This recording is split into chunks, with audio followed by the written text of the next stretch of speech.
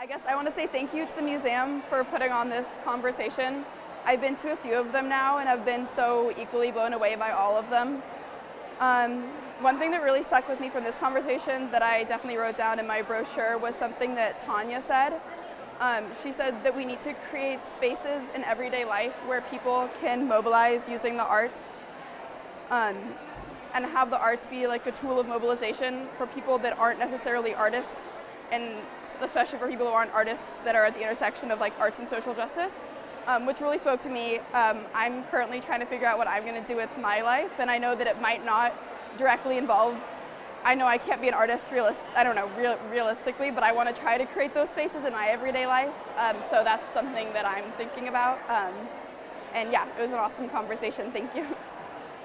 So the museum setting is just such an interesting place to have these conversations, and to regularly think about that there's all kinds of art that is used to suggest change, to create dialogue. And tonight's discussion I thought was just so meaningful because it really raised a lot of questions for me, and thinking about which art forms create the most questions in my mind. And I was thinking how performative work is active as compared to painting and sculpture, which is more passive. And then I was thinking, like, well, which art forms have made me think more about situations? And I was thinking of the Guerrilla Girls. And I was thinking more recently about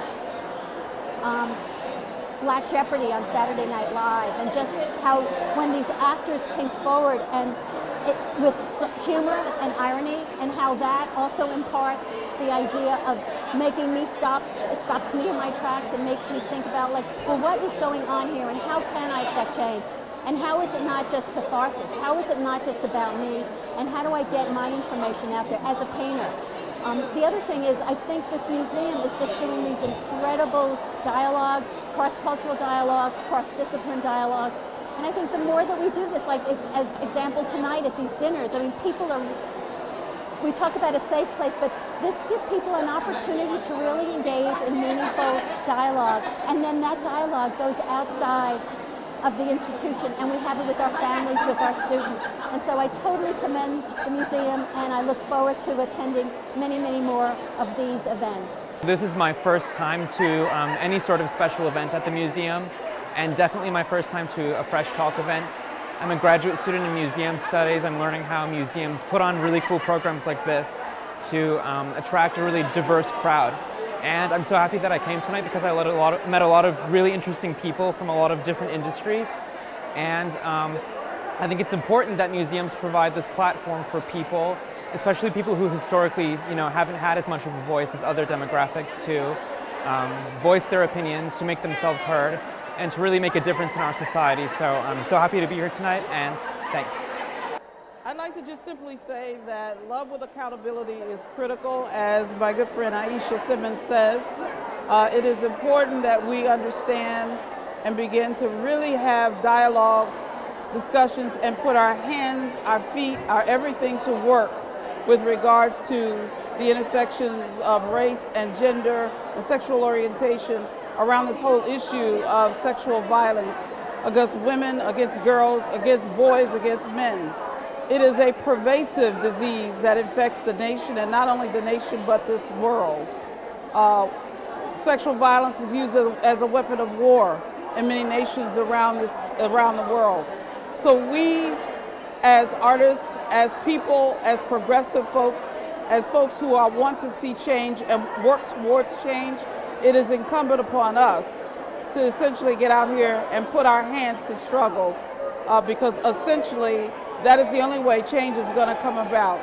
And essentially we are the change agents that we need to be looking towards. We are that. Thank you. My name is Carolina Mayoria, and I've been a long-time Washington, D.C. artist.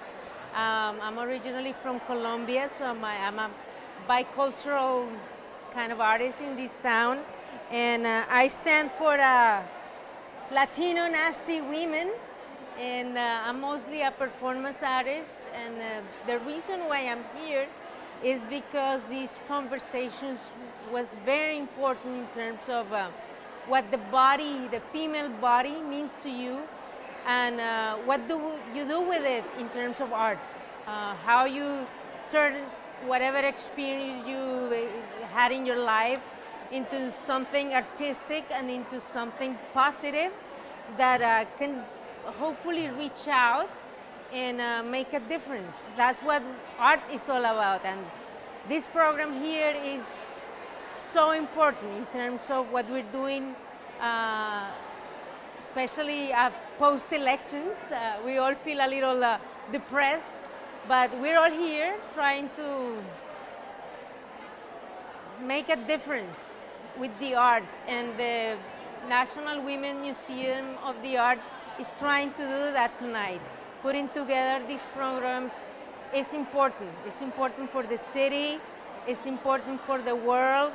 Not only the ones here are watching and experiencing, but hopefully this can reach broader audiences. So I'm really happy with this program. On being invited is such a huge honor. And we'll keep being nasty women, sorry.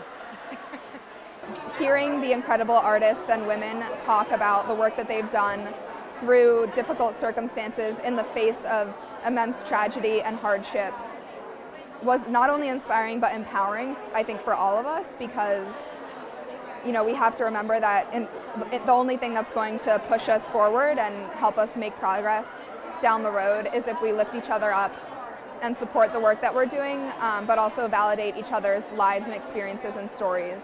So I think that's something that art can do better than politics, better than anything else in this world. And I hope that from this conversation, this community of women can go back to our communities and promote a message of peace and love in the face of what's going to come in the next 4 years. So coming out of this event, I'm just very hopeful and inspired by women who have been doing amazing things for centuries, and I know we're going to take the baton and carry it forward. So, Fresh Talk. This was such a wonderful experience, and what I'm taking away from it is it's time for women to own their power again. Whether that's re-owning your body, your sensuality, your intelligence, every aspect of you. It's our responsibility to own it and to help young girls own it for themselves as well. So come on out to the next Fresh Talk. I believe you will leave empowered as I did. Thank you.